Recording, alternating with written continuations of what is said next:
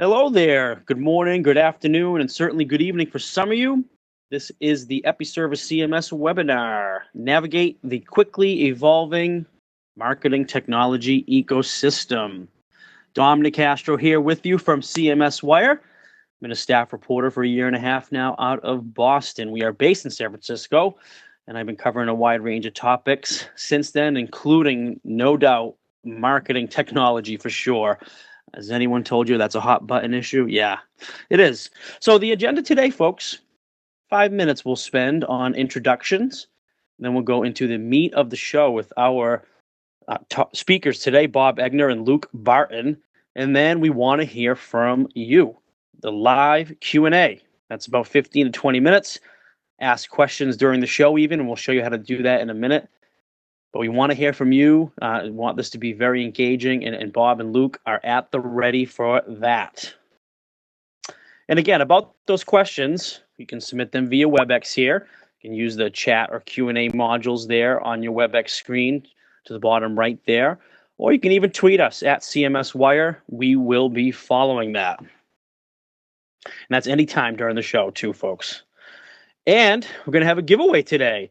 These free passes, so an attendee will be given a pass, a $2,900 value to the Total CX Leaders Conference in Dolphin Territory, Miami, June 3rd to 4th. You can see the link there for more information on the conference. Check it all out. But yeah, pretty cool value there. Free pass to that conference down in Miami. And we'll announce that winner immediately after the Q&A at the end of the show. So please stick around. You got to be on and sticking around for your chance to win. And again, about that WebEx chat, you can see that there. Some housekeeping here. Just click on that chat, and if you have a message for the host, any troubles, just let us know. Send a message to that host, and we will get back to you as soon as possible. And the Q&A, like we mentioned earlier, ask your questions to that Q&A option, and you can do that as soon as a question pops in your head, and we'll get you into the Q&A queue for the end of the show Q&A period.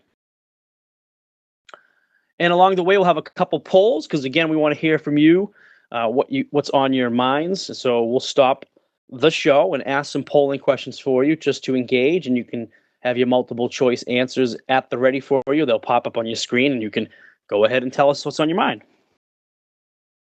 And there we are, one of the co-hosts for the show today, founded in 2003, CMSWire.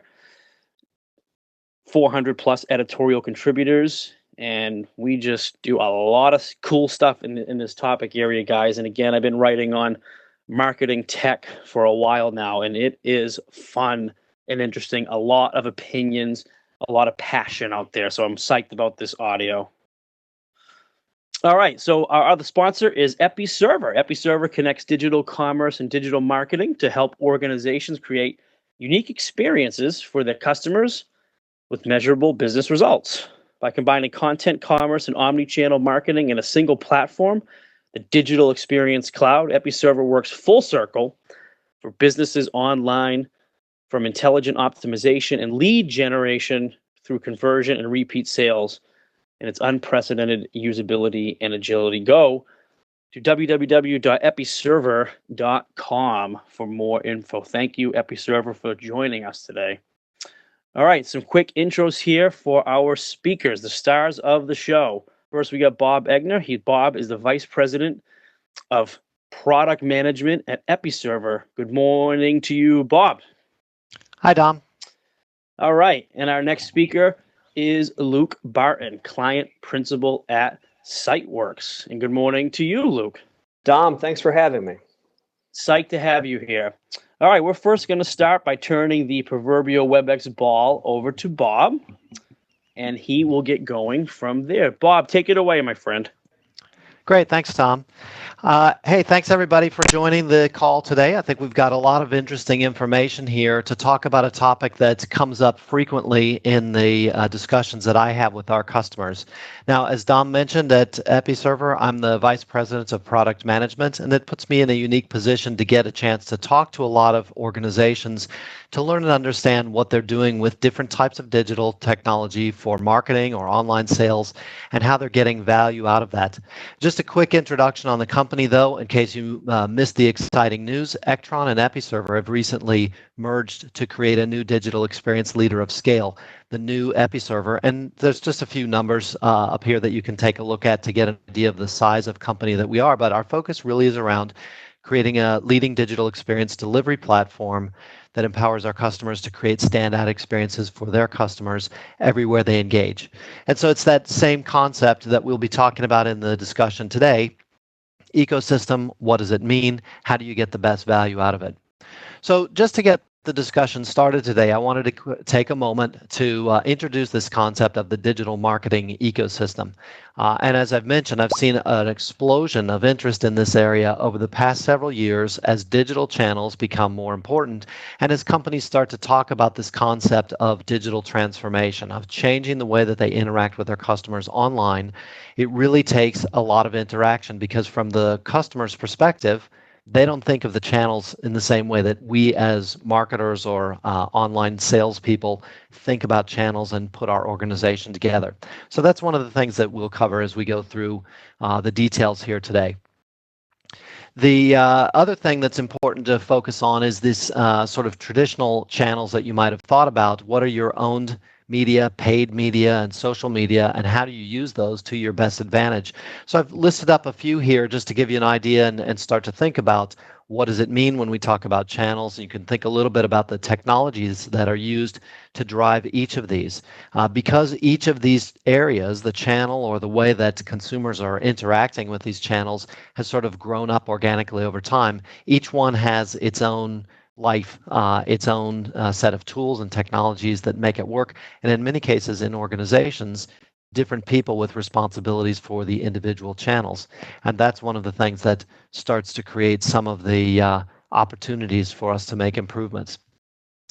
Now, I will highlight this slide. I'm sure everybody has seen it before, and it's certainly not readable on the screen right now because there's been such an explosion of marketing technology. We really like to watch and follow the work that Scott Brinker does. If you've not seen Scott's work, his blog at Chief MarTech is a great place to go to sort of get an understanding of the landscape of the industry, the explosion of technologies that are out there. And I think really what the slide highlights for me when I get into these conversations with organizations that are grappling with these problems is, first of all, it's very confusing. So digital still, from a certain perspective, is quite new, and marketing leaders may be grounded in traditional tactics, but they might be unsure of how to move forward in digital channels. The second thing is from a skills area that frequently comes up in the discussions that I get into. It's in many cases unusual for marketers to have strong technical skills, and really to put all of the pieces together here, you're relying a lot on other people who have different skills, especially with technical backgrounds, to help you sort of assemble a collection of tools that works or build up a set of tools that works for a particular channel.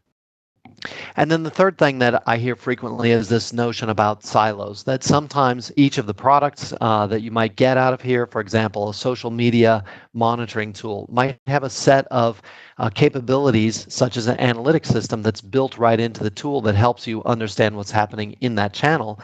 But it doesn't really give you a good way to understand how that same visitor might be interacting in different channels. And so getting that idea of how you interact with the customer across all of the different touch points, especially digital touch points, is one of the keys here that we think is real value around ecosystems that we can help you unlock. So one of the things that I end up doing, because I talk and write quite frequently about digital experiences, and I'm trying to put some guidance into the technology that we're building at EPiServer and how we would like that to work for our customers, is I'm constantly looking for situations where I see good or bad experiences. And in those cases, it's really from the mindset not to sort of string somebody up and say, hey, you delivered a bad experience, but more to learn from these and see, is there something that we can take out of this, and what, from a consumer's perspective, they would expect to happen in the situation if you could sort of re-engineer the experience that's delivered. So I want to start off talking about this really simple example. I got an email. Now, this is a real example, something that happened to me just really just a few weeks ago. I got an email from a company that I've been doing business with for a long time. They actually provide a technology for security for PCs, and it was time to renew. Okay, so it's an annual renewal cycle, pretty straightforward process. And the things that you would expect to happen there in the journey is pretty simple. Remind me that I have to renew. So the screen size that you see here and the size of the text and what the offer was actually a bit difficult to read. So that's the beginning part of an example of a good example of a bad experience. So I get some information to a very small screen. No way for it to get reformatted automatically. Instead, the user has to actually stretch the screen out to be able to see what's going on here. Now, the interesting thing was they offered me a very simple way to move forward. There's a bottom line price that was presented. There was no discount. It was a very standard package, but it was hard for me to read and move on to the order page. Now, when I did click to the order page, I got the next part of the experience delivered to me. And this time I thought, wow, this is great. I'm actually getting content that's formatted correctly for the screen. Again, this is a screen grab out of my mobile phone. You can actually read the content that's up there, but you'll notice what I have highlighted in the circled area. It says, click to the full version if you want to complete this transaction, which I did. So I clicked to the full version, and the interesting thing was the price went up. So now I'm getting a much higher price point. I'm getting a 50% offer, and I'm getting a premium package already loaded into the cart for me. But because I have to move to the full site, it was really difficult to operate from the very small screen. So I decided, hey, I'm in this already. I'm a little bit hooked. Normally, I might just sort of throw it away at this point and take it up later when I'm on a larger screen size. But I figured, okay, I'll get my tablet out, take a look and see what it looks like. So I go in through the tablet, and now I'm getting really shocked because, first of all, the experience looks a little bit different. Even things like colors, the content, what's laid out here, the message, and where the buttons are placed. But I'm also seeing very strange things like suddenly the price tag has gone up again. Now I'm up to what started at about $80, now up to $200. And this really is no kidding. The red arrow that I have circled there says infinity % off, which didn't make sense to me at all, but that was actually what was there. So now I'm left with confusion. What is actually going on here? It's like I said, this is a good example of trying to take a simple experience through a customer's perspective, a consumer that's a connected consumer. I've got a smartphone, I've got a tablet, I've got a PC. But when I take this experience forward, I'm finding a number of places where I can get derailed. And so what are we doing here? We're looking at it not from the perspective of the channel that the content's being delivered on, but we're looking at it from the perspective of the customer and what the interaction is that I have. Now, what's really the takeaway out of this? It's a very simple, the downside of inconsistency. It's confusion and distrust equals goodbye. I'm moving away from this offer and I'm going on to maybe I'll pick it up another day. But overall, I've decided that this company is offering me something that's very confusing. I don't really trust them because the price moved quite a bit over the course of a few different interactions. And so maybe I'm going to go shopping and try to find something different.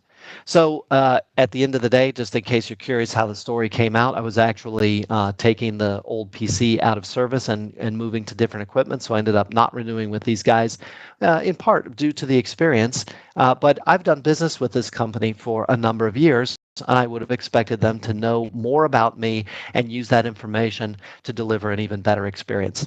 That's just what connected consumers seem to want these days. So let's take a look at what the upside is of having a good experience. Now, this is research that I would highly recommend you take a look at. Forrester puts out a report every year, the business impact of customer experience. This is the most recent one that they had issued last year, and I would expect something new to come this year.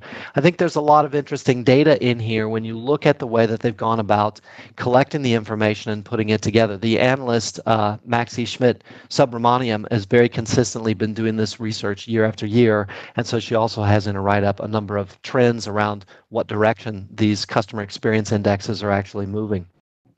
But the questions they're asking are really focusing on a few different business dimensions. And the way that they ask it is, for the first one, will you make an additional purchase? As a question to a consumer, are you willing to consider additional purchases? The churn reduction business benefit that you could get out of a great customer experience is really phrased to the customer or the consumer as your likelihood to switch. And then the last point is this idea of word of mouth recommendation. And that's an area where the question was asked from the perspective of likelihood to recommend. So it's kind of introducing the social dimension. Word of mouth might be a digital channel if you think about social channels, or it might be something that's simply personal interaction. But it really highlights that point. I've heard Peter Shankman talk about this quite a bit. The idea that you really want recommendations from people that you know and trust, as opposed to recommendations from anonymous individuals or from brands themselves. The data that comes out of the most recent Customer Experience Index survey that we're looking at here highlights a few important things. And the key is, for different industry segments, the type of benefit that you're going to get from a good experience will vary a lot in one of these three categories. And the reason for that is simple. Sometimes the user experience is very well defined. So if you take an example of airline industry that's got a possible ability to reduce churn with a very significant amount, that's because the airlines have put a lot of effort into focusing on that journey of purchasing a ticket, arriving at the airport, checking in for the flight, making it to the flight, and anything that is associated with baggage handling or the convenience of taking the flight. The same is true with the wireless service providers, and you may have found this in your own personal experiences, that you've seen a lot of improvements made in how you can sign up for service, switch to a different carrier, or how you can augment the service and add different capabilities to it. The word of mouth example that's got the highest benefit here is in the health plans example, which I think is an interesting one because it seems like people must trust other people who have had similar experience with the healthcare or medical insurance companies as they go through that switching process, which can drive a lot of word of mouth. Excellent. Thanks so much, Bob. All right. So, guys, our first poll question is, as a marketer, how many software technologies do you touch each week? This is going to be an interesting one. Less than 5, between 5 and 10, between 10 and 20, or more than 20. And you can see where you can answer that poll question right there. So A, less than 5, B, between 5 and 10, C, 10 and 20, D, more than 20, or E, not applicable. Bob and Luke, feel free to jump in as well, but Bob will ask you, what in your experience have you seen in this area? Yeah, this is also a thing that I think about myself. In a normal day, I'm interacting with a content management system, a marketing automation system, a couple of different analytics packages, some content project management, some content production tools. There's just a lot out here. But the thing that I think is interesting is the high watermark that I've seen so far. One of our companies that I work with has a B2B e-commerce site, and they told me they interact with 22 systems. That's my all-time high I've heard of so far. Hopefully it's not 22 logins. Hey, Luke, any thoughts on this one, in your experience, what you've seen? Yeah, we see a lot of the same. And a lot of the technology in Brinker's diagram is included there, especially if Scott forgot in his diagram. It really increases, so Excel's not so predominant as a digital marketing tool. Yeah. Well, we do have the results in. So the question again was, as a marketer, how many software technologies do you touch each week? For less than 5, we got 8%. For between 5 and 10, we got 31%. And that was the leading one, by the way. Between 5 and 10, 31%. Between 10 and 20, 14%. More than 20, we got a few at 5%. Not applicable, 2%. No answer, 42%. So, yeah, so most of our audience, anyway, is in the 5 to 10 range. And that's how it shapes up for us. All right, back to you, Bob. Great, thanks, Tom. And so I think the data from the poll really points out the idea that we're talking about here. There's a lot of different technologies, and frequently we find that those technologies are siloed. So I'll use this term not because I like the farm picture in the background, but because it's the way that most people try to talk about things that are sort of stacked up and separated and built separately. Most of the companies that I talk to, when they describe their silos, the technology silos that they might already have in place, When we really start to peel back the layers, we understand that the reason for that is because it's very internally focused, how those silos grow up over time. It's because of channel-oriented thinking. It's the way the organization is set up, or the way budgets are allocated, or even in cases, skills and the way that those are in place in the organization. I mean, I frequently find I go in to talk to a marketing organization and provide some feedback about the type of opportunities for improvements that they have. And I'll typically see a web team, in many cases, kind of segregated and separate from an email marketing team. Usually there's a guy back in the corner somewhere who's the analytics guy, who's not interacting very much as well. And the whole point is the organization and the structure and the way the marketing leader has put that in place is really geared around the channel that they've used for outreach. Those that have been used for a while have a bit more mature organization. Frequently, they'll have a budget allocated to that channel. And so the spending and decisions around purchasing technology is based on that budget, or it may be based on a recent hire that's got skills in a certain area who wants to get into something that they've got experience with from the past and bring that value into the new organization. And that starts another path for a silo to grow up. But really, the thing that we've seen work most effectively is when the organization, starting at the top, can really shift the focus to the customer. So put the customer first. What is the experience that's important and valuable to the customer, regardless of the channel that's used? Even thinking about the customer from the standpoint of which sort of channel switching might they go through. In my example, I start with email on my smartphone, I move to web through a mobile device, and then I move to a tablet or a regular PC.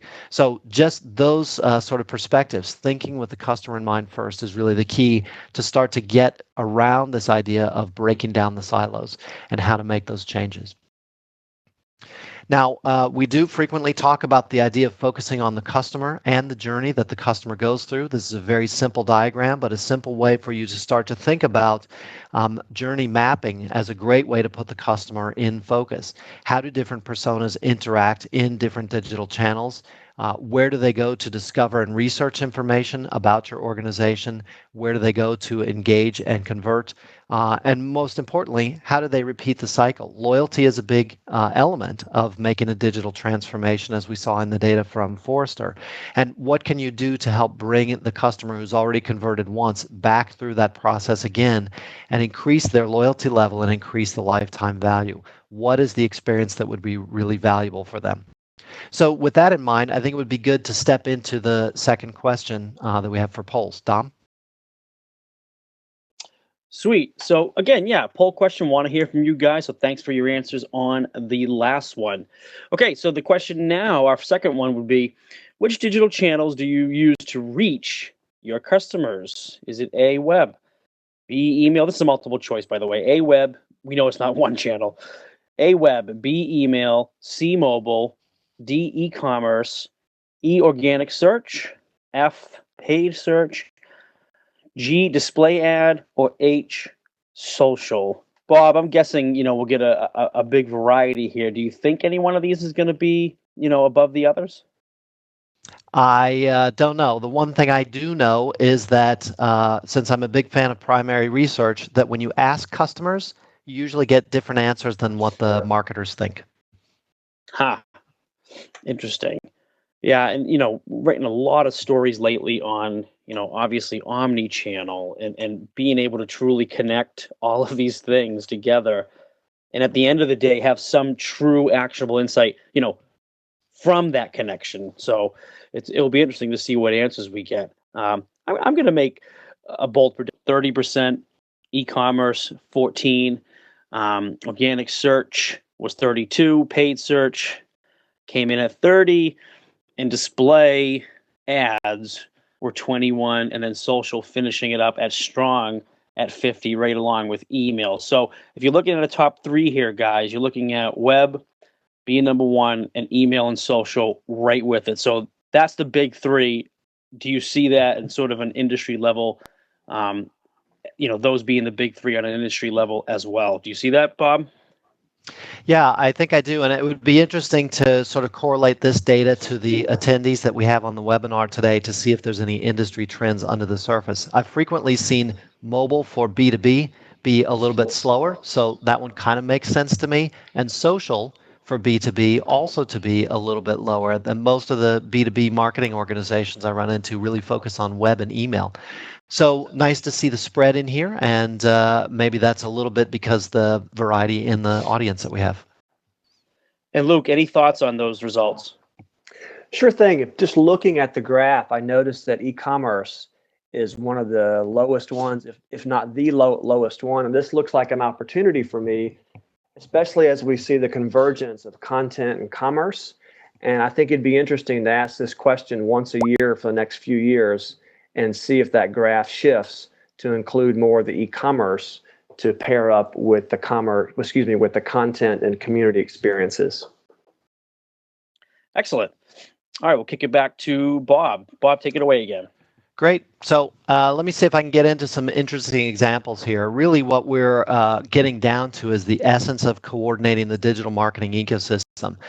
It really focuses on three key areas, and I see this over and over again in the customer organizations I'm dealing with. But I put a link up here also to a great article about digital transformation in Sloan Review, which is the MIT sort of an academic article up here. The second one that's important here is a bit more value to the organization itself. So streamlining internal operational processes by making the connections between the different systems. And Dom, you were sort of joking before about, hey, I wonder if you have to log into 22 different systems, but that's actually a problem. Having a simple, easy way to use different systems and have data shared between different systems is a great way to improve the internal efficiency of an organization. And then the third one here, which sometimes is interesting but not always top of mind, is this notion of introducing new business models based on better digital interactions with your customers. So I've got examples of all three of these that I'll step through, and then we'll get some practical experience from Luke rolling into the agenda. So the first one I want to talk about is an organization called HiFi Club. They're in the Northern European market, and it's an organization that's kind of a fun brand that focuses on home theater and audio equipment in stores. They have both physical and online stores, but they started with this basic notion that they wanted to make their content available in all channels. So they took this idea of create once, publish everywhere, which normally is abbreviated as COPE, and then they started splitting content up into smaller pieces so that they could really feed it into those channels in a very seamless way through some basic integration points. So on the website that you see on the left-hand side of the screen, everything I've highlighted with the red box is actually a small block of content.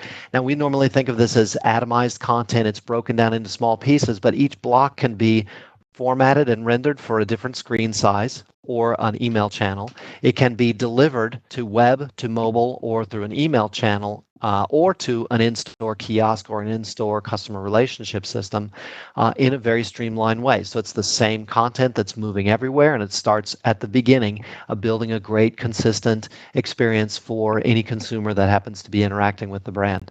Now, when I talked to the HiFi Club folks after they had put this in place and launched it, they were really focusing on a very simple journey. So you'll notice there's no loyalty loop in here, but it's basically they were expecting consumers to explore products in the store, to dig deep when they were at home through digital channels, and then purchase in whatever channel was convenient for that consumer. They could come back to the store and get in-person expert advice, or they could buy online and take care of the installation themselves.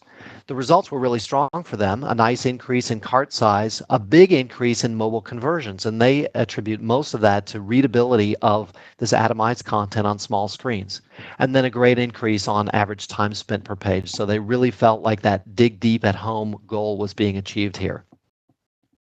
Let's take a look at another example. This is Johnson Outdoors, and this is an example of streamlining the operational process. Now, Johnson Outdoors manages a large number of outdoor sporting goods brands, very prolific organization in terms of the brands and the brand interaction they have.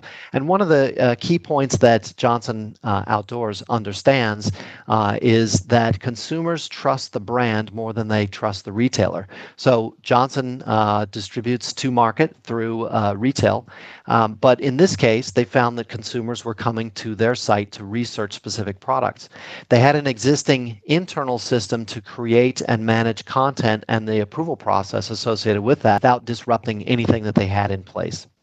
So nice example of improving an internal improvement that they could get.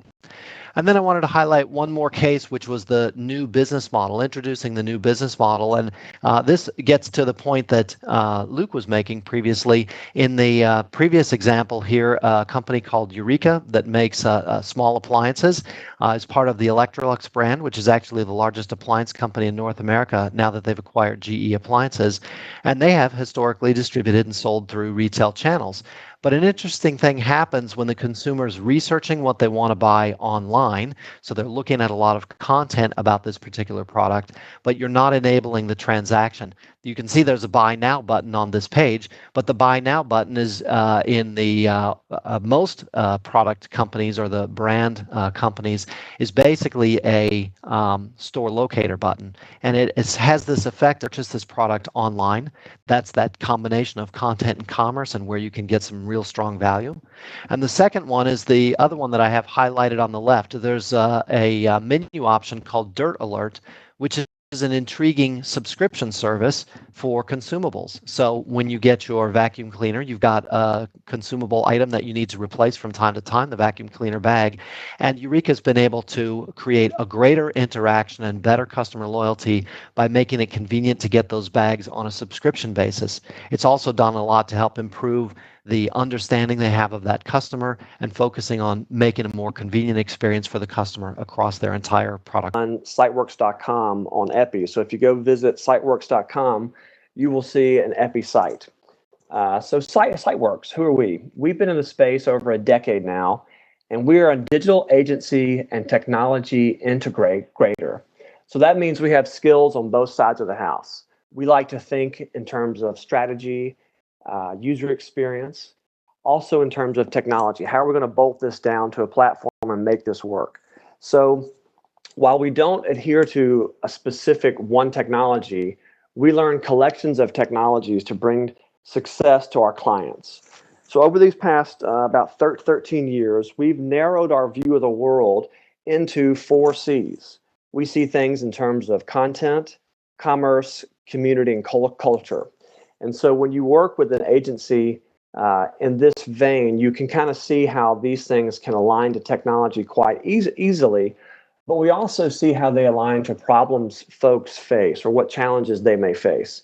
And when we work with folks, we see things like insight problems or planning problems or implementation problems. And those simply mean this.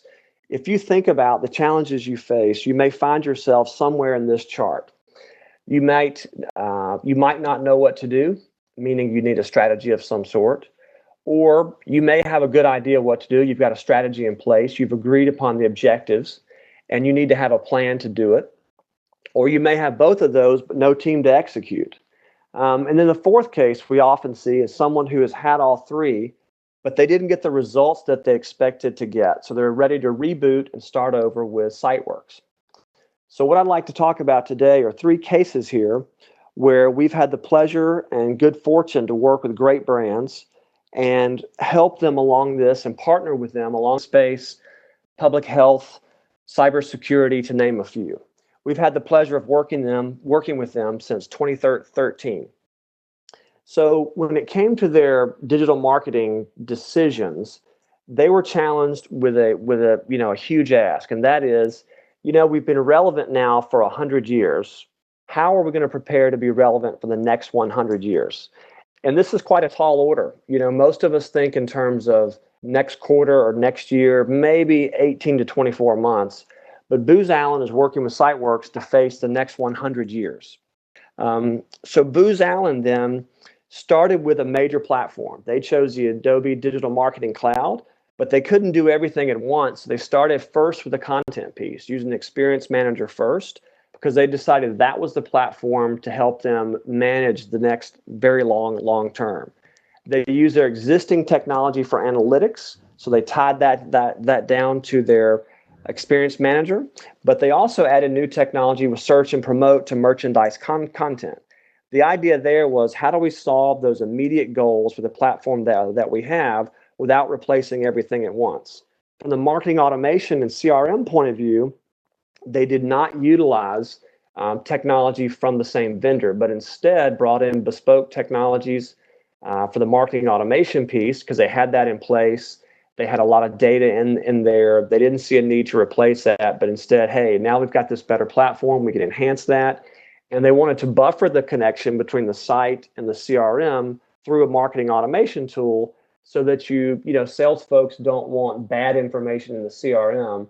And one of the great things about marketing automation is it can filter the way they would change over the next foreseeable future. In the case of the Mandarin Oriental hotel group, they had a very clear strategy. Mandarin is one of the best known luxury brands with hotels across the world. They realized that the travel industry and hospitality industry was changing rapidly. And in order to connect with their customers, they had to connect digitally first. And they had to do it very fast.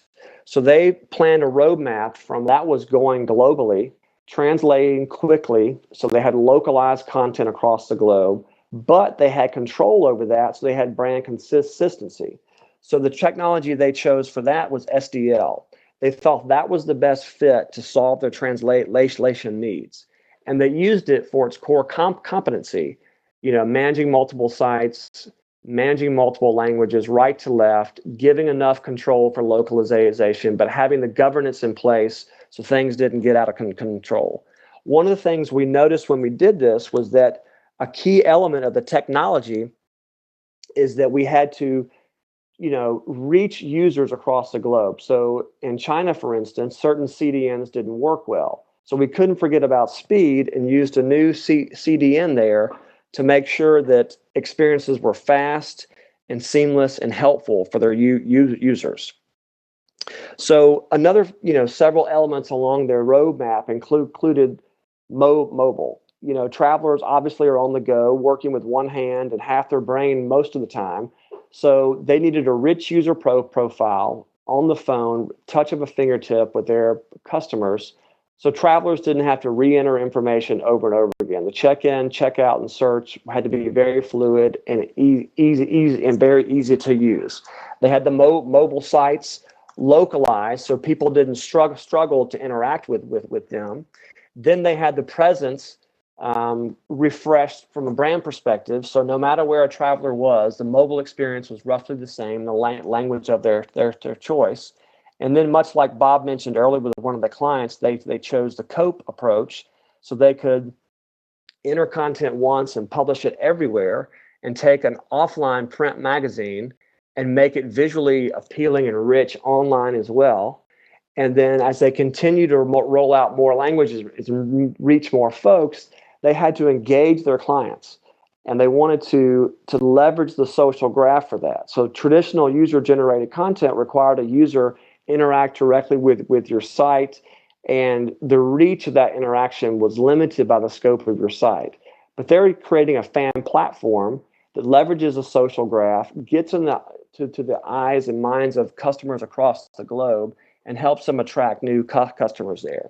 So in their case, they chose their strategy to be implemented and planned around a core technology with a very limited use case that was a core competency of the technology itself, and then add extra technologies to it that they didn't have in place to round out the platform. And our third instance here, we've had the pleasure to work with McGladrey. And McGladrey is a leading U.S. tax consulting service with 8,000 professionals working across the states.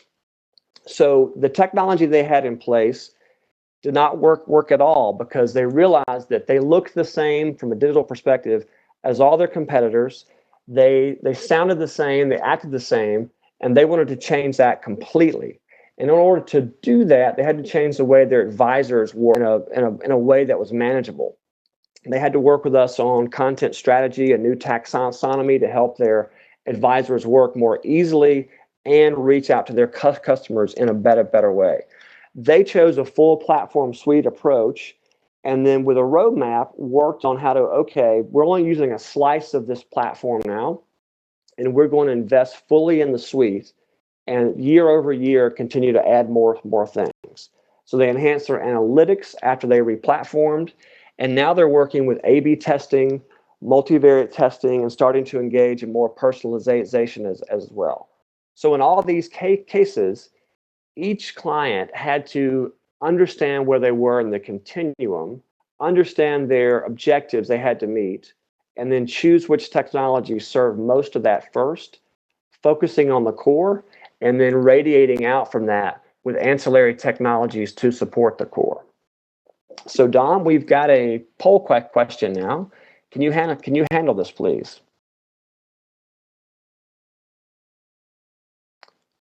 Dom, are you on the air? I believe you are still on mute. I am on the air now, just trying to find my mute button. I found it though, folks. No worries here. So the final question for our poll, we want to hear from you guys, of course, is, how do you characterize your current situation? Is it you need a strategy, a plan, and a team? Is it you need a plan and a team? You need a team to deliver? Or you need to challenge your strategy, planning, and team to try again? All right, and the Q&A, you want to make your answers right in that polling section there. It's A for you need a strategy, a plan. A lot of people find themselves where they're doing something new, a business model may have changed, and they have not crystallized around a strategy, a plan, or a team to implement yet. And then the other groups may be one step ahead. The strategy is clear. It's been a corporate mandate. Everyone's on board, but they don't have the detailed plan in place or a partner or internal staff to execute. All right, excellent. We do have some answers here. A, you need a strategy, plan, and a team was 14%. B, you need a plan and a team was 2%. C was 2% as well, which is you need a team to deliver. And D came in at 16%. You need a challenge. You need to challenge your strategy, planning, and team to try again. In the interest of time, Luke, we're going to kick it back to you to continue on to your next slide. So take it away, buddy. Sure thing. So I'll just conclude here. And, before you navigate the technology ecosystem, I would say don't navigate at all. In fact, focus on the strategy, understand what your measurable objectives are, and then work very diligently on a roadmap to achieve those. And as you identify that roadmap, you'll no doubt understand in that process your customers' personas, their journeys there, and how to serve your different audiences. And I would start to build out on that, focusing on things that you do very well and slowly, deliberately growing that so that you just don't make many mistakes at once, but become very skilled in that which you do. So Dom, thanks a lot. That concludes my part of the presentation. So take it away. All right, great. And while I'm taking it away, why don't you kick over that proverbial WebEx ball to me so I can have control of the slide deck. There you go. All right, excellent. Thank you so much. Now moving on to our Q&A. Everybody has a Q&A module and fire away. So first, we do have some questions that are in the queue already. We're going to go to them while we're waiting for some questions to come in. Built in for just their system. So for example, you might have some analytics that come out of your email or marketing automation system that talks about opens and number of people that follow the link, but it doesn't give you any clue about what they did once they left the email and went to a website or a mobile page or filled out a form. So really what we see is a lot of technology change happening there, where you have things like Google Universal Analytics, where you can start to have these other systems feeding information into one analytics system and you get a complete view of the customer. Getting the data in is certainly part of the problem and one of the areas that needs to be addressed early on. But then the second one that comes up is knowing how to extract the appropriate KPIs that help you see the effectiveness of the measure once you've got that data collected in one place and kind of correlated together. Anything to add to that, Luke?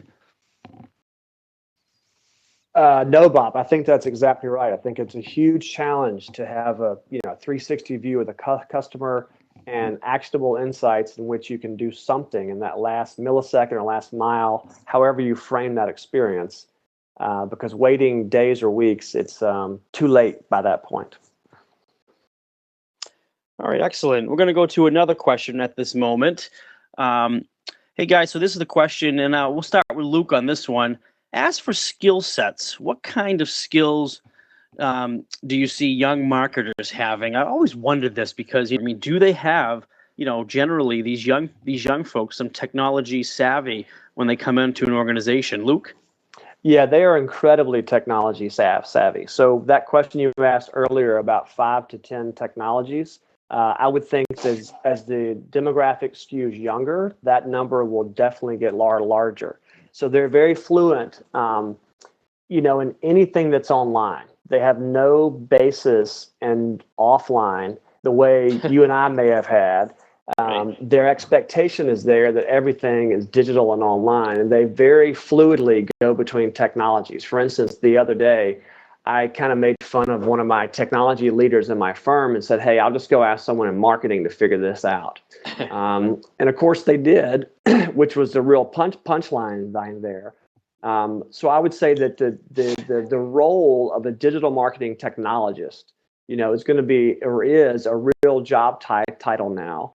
And the skills in that space will be people who have often had even, real development experience, writing code of some sort, blending, front-end design with back-end design, with using a CRM and a marketing automation tool, analytics package to tie it all together. And they're fearless because of that. So I think adoption rates will go up fast as well. Thanks for asking. Cool. Bob, anything to add on that, the just out of college skill set that you're seeing? Yeah, I'd have to say, similar to what Luke said, the level of skills is typically higher. I think everybody has experience of using a content management system because everyone knows how to post on Facebook, and that's how these systems are really turning out. They're just very easy to use. They frequently have mobile interfaces so that you can work from a smartphone or a tablet just as well as you can from a PC, and that makes it easier as well. The marketing technologist concept is also something that we see popping up. It started with larger companies a couple of years ago, and it seems like it's to some extent creeping into the mid-market space as well. Usually this is a person who has a technology background that's part of the CIO's organization, part of IT, that's been assigned to help sort out all of the different technologies that are used. But in some cases, we've seen this technologist actually be part of the marketing or sales organization under a CMO or a head of sales, where they're taking responsibility for the e-commerce systems or the digital experiences that are being delivered. And I think it's just a natural evolution as companies go through these digital transformations.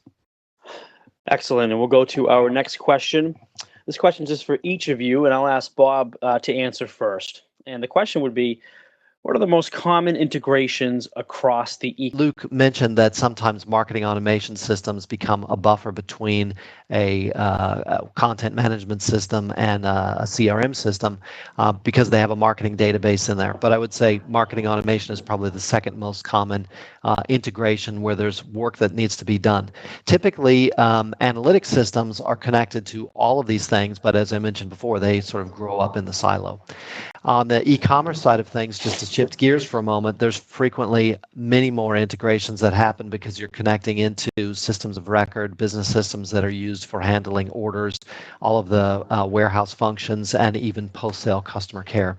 And so the integrations there take a sort of a different complexion than what you find on the digital marketing side. Great. And what do you see in that area, Luke?